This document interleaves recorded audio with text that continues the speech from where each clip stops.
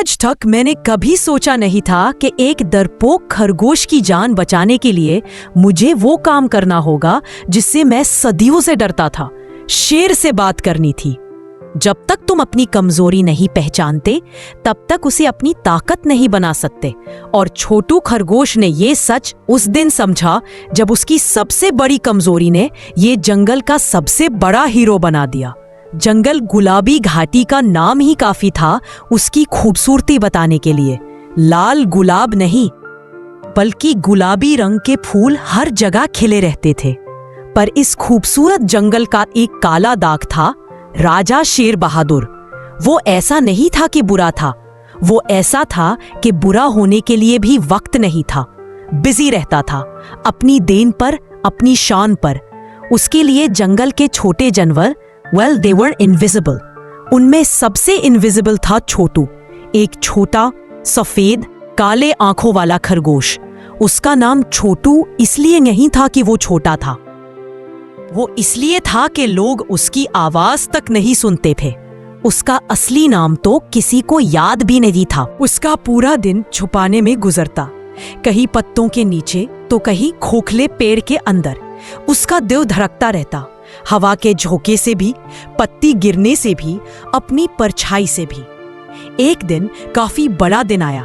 जंगल का सारा पानी सूख गया।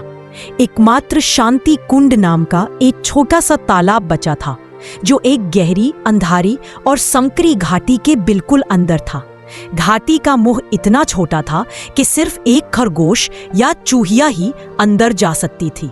बड़े जानवर शेर, भलू, हाथी खाली मुंह तकते रह गए।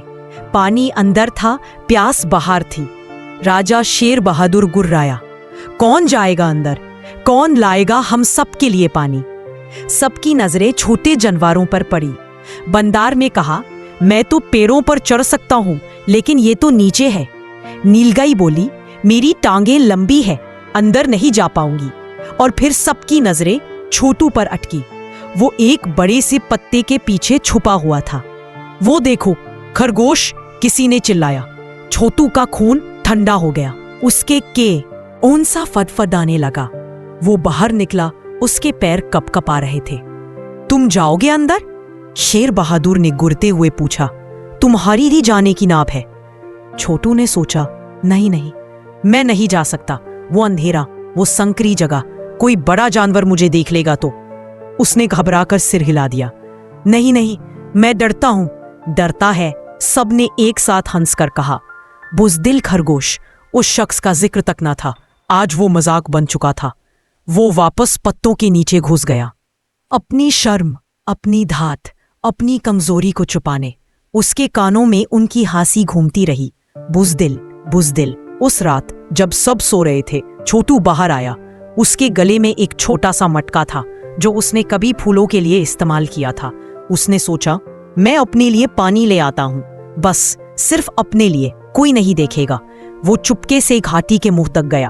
अंधेरा था, सीटी मारते झाड़ियां। उसने सांस रोकी और अंदर घुसा। अंदर की दुनिया अलग थी, गहरा अंधेरा, लेकिन मैं पानी की खुशबू थी। चांदनी रात का थोड़ा सा प्रवेश एक छोटे से सुराख से होकर आता था। तालाब के पानी को चांदनी का रंग दे रहा था। वो एक जादुई जगह थी। छोटू ने अपना मटका भरा। पानी सर्द था, मीठा था। कितना खूबसूरत जगह है, उसने अपने आप से कहा। यहां कोई डरा नहीं, कोई मजाक नहीं उड़ाता। उसी वक्त उसकी नजर तालाब के किनारे पड़ी एक चीज पर पड़ी। वो राजा शेर बहादुर का बच्चा हुआ एक दांत था। शिकार करते वक्त गिरा होगा। वो दांत चमक रहा था। उसने सोचा, राजा का दांत, अगर मैं ये लाकर दूं तो शायद वो मुझसे नाराज नहीं होगा। उसने दांत उठाया। वो उसके छोटे से मटके से भी भारी था। उसने मटका और दांत दोनों पकड़े और बाहर निकला। सुबह हुई। सब जानवर फिर तालाब के बाहर इकट्ठे थे, प्यासे, चिढ़े हुए। छोटू फौरन अपने बिल में घुस गया। उसने वो दांत एक किनारे रख दिया, लेकिन उसकी नजर अपने भरे हुए मटके पर पड़ी। उसके बचपन की याद आई, जब उसकी माँ कहती थी, बेटा, जब तुम किसी की मदद का तो खुद की भी मदद हो जाती है। उसका दिल धड़कने लगा, लेकिन इस बार डर से नहीं, कुछ और से। वो बाहर आया, सब उसकी तरफ देखने लगे। वो सीधा राजा शेर बहादुर के पास गया। उसके पैर अब भी कपकपा रहे थे, लेकिन उसने अपनी आवाज को सहमी हुई हिम्मत दी। है हुजूर, मैं कल रात अंदर गया था। सबकी आंखें फैल गई। मैंने आपका ये दांत भी वहां पाया। उसने वो चमकता दांत आगे बढ़ाया। शेर बहादुर ने हैरात से दांत देखा, फिर चोटू की तरफ देखा। उसके चेहरे पर गुस्सा नहीं, हैरात थी। तुम अंदर गए? तुमने पानी देखा? जी जी हुजूर, वो बहुत सारा पानी है, पूरा तालाब भरा हुआ है। तो फिर क्यों ना लाए? भलू धड़का। चोकू ने अपना छोटा सा मटका आगे किया। मैं सिर्फ इतना ही ला पाया, मेरा मटका छोटा है। एक पल को खामोशी छाई रही।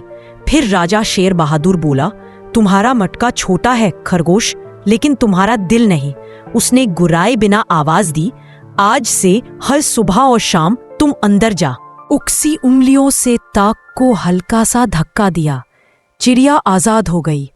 उसने छोटू की तरफ शुक्रिया भरी नजरों से देखा और उड़ गई।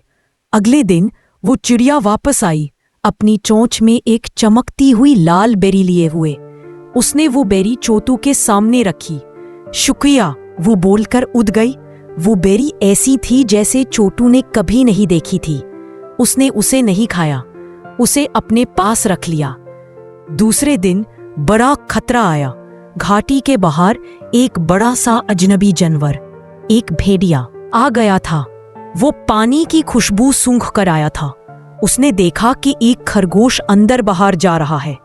उसने सोचा, आसान शिकार।